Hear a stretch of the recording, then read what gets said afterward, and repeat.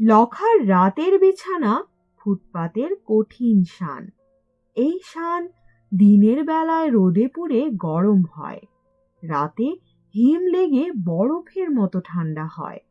ঠান্ডা শানে শুয়ে লখার বুকে কাশি বসে, গায়ে জ্বর ওঠে। বাপকে লখা দেখেনি, চেনে না। মা তার তেনাখানে পড়ে দিনভর কেঁদে কেঁদে ভিখ মেঙে ফেরে। লখার দিন কাটে গুলি খেলে, ছেঁড়া কাগজ কুড়িয়ে, বন্ধুদের সঙ্গে মারামারি করে, আর খাবারের দোকানের এঁটো পাতা চেটে। রাতে মায়ের পাশে লখা খিদের কষ্ট ভুলে যায়। এই লখা ছায়া দেখলে বুক কাঁপে যার। সে আজ ভোর রাতে মায়ের পাশ থেকে উঠে পড়ল। মা মুখ হাঁ করে ঘুমোচ্ছে। লখা চুপি চুপি পা ফেলে হারিয়ে গেল ধোয়া ধোয়া কুয়াশার মধ্যে। খানিকটা এগিয়ে উঁচু রেল লাইন যেন দুটো মরা সাপ পাশাপাশি শুয়ে আছে চুপচাপ। লখা ইটের টুকরো দিয়ে ইস্পাতের লাইনে ঠুক ঠুক ঠুকে তার উপর কান পাতল। হ্যাঁ, শব্দ শোনা যাচ্ছে, যেন গানের সুরলহরী বয়ে যাচ্ছে কানের ভিতর দিয়ে। লখা ভারী মজার দুষ্টু ছেলে। গানের মজা ফুরিয়ে গেলে পর এক লাফে লাইন পেরিয়ে ওপারে পৌঁছে গেল। সেখানে মস্ত নিচু খাদ। তার ভিতর গড়িয়ে পড়লে হাত পা ভাঙবে নির্ঘাত। খুব সাবধানে খাদ পেরিয়ে ওপারের ডাঙায় উঠে এলো সে। ডাঙাটা আসলে বন জঙ্গলে অন্ধকার। ঝিঝি পোকা ডাকছে, আর ধীরে ধীরে গাছের ঝাঁকড়া ছায়া মাথা নেড়ে নেড়ে ভয় দেখাচ্ছে লখাকে। খচ করে কাঁটা ঢুকে গেল বাঁ পায়ে। কিসের কাঁটা হবে, হয়তো বাবলা টাবলার। লখা উবু হয়ে বসে কাঁটাটা খসিয়ে দূরে ছুঁড়ে ফেলে দিল, কিন্তু বিষ তো যায় না।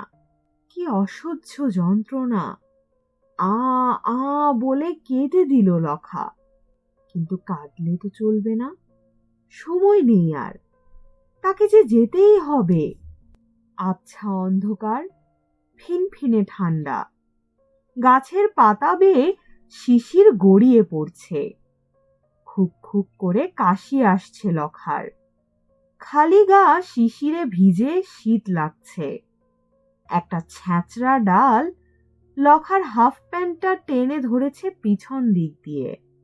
প্যান্ট আধ খসা অবস্থায় দৌড়াতে লাগলো সে। একটা খেক শেয়াল বুঝি তাকিয়ে দেখছিল তাকে।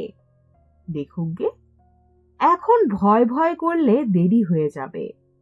কাজেই এবার চোখ কান বুজে দৌড় শুরু করতে হলো তাকে। আর শেষটায় সেই অদ্ভুত গাছটার নিচে পৌঁছে গেল লখা, যার ডালে ডালে রক্তের মতো টুকটুকে লাল ফুল।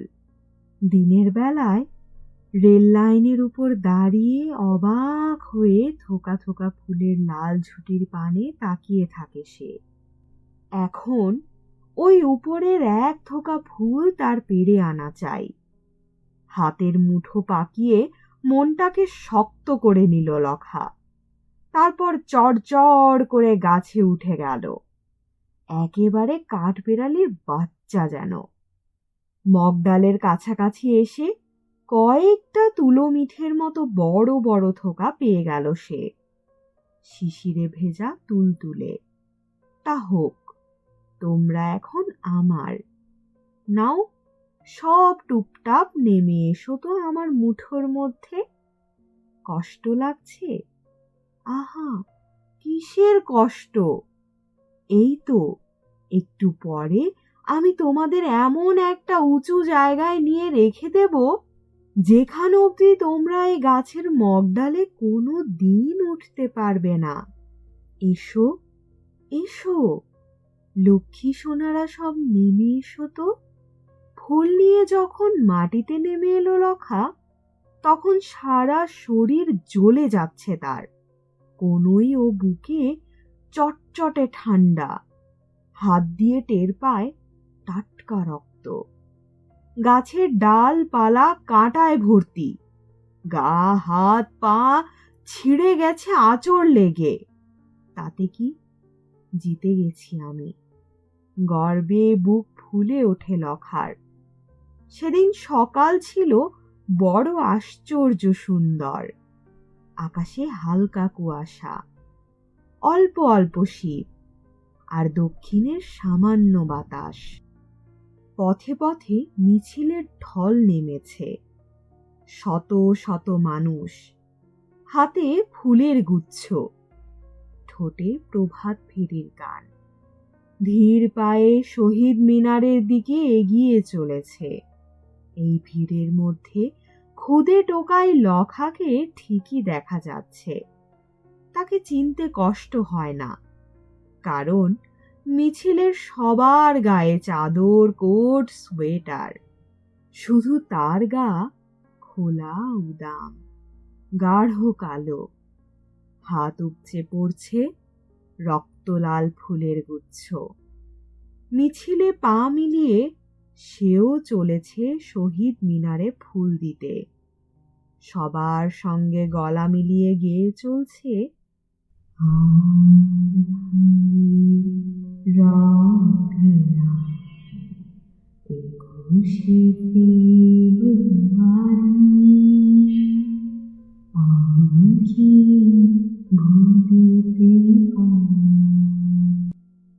কিন্তু তার গলা দিয়ে কথা তো ফোটে না, শুধু শব্দ হয় আ আ আ আ।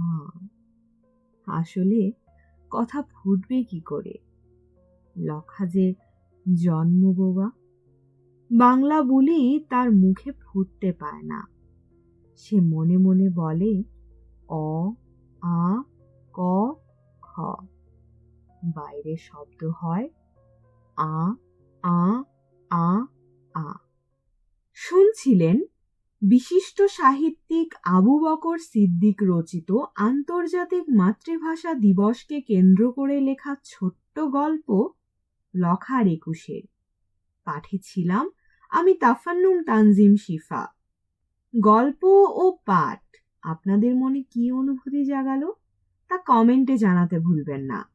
পাশাপাশি কোনো গল্প, কবিতা, উপন্যাস কিংবা নাটক আমার কণ্ঠে শুনতে চাইলে সেই চাওয়াটুকুও লিখে রাখুন নিচে। ভালো লাগলে গল্পটি শেয়ার করুন আপনার প্রিয়জনের সঙ্গে, কারণ আপনাদের প্রতিটি ভিউ, লাইক আর সাবস্ক্রাইবই আমাদের পরবর্তী গল্প বুনে নেওয়ার সাহস। আজকের মতো এখানেই শেষ করি। সবাই ভালো থাকুন, সুস্থ থাকুন, শুনতে থাকুন গল্পযোগ।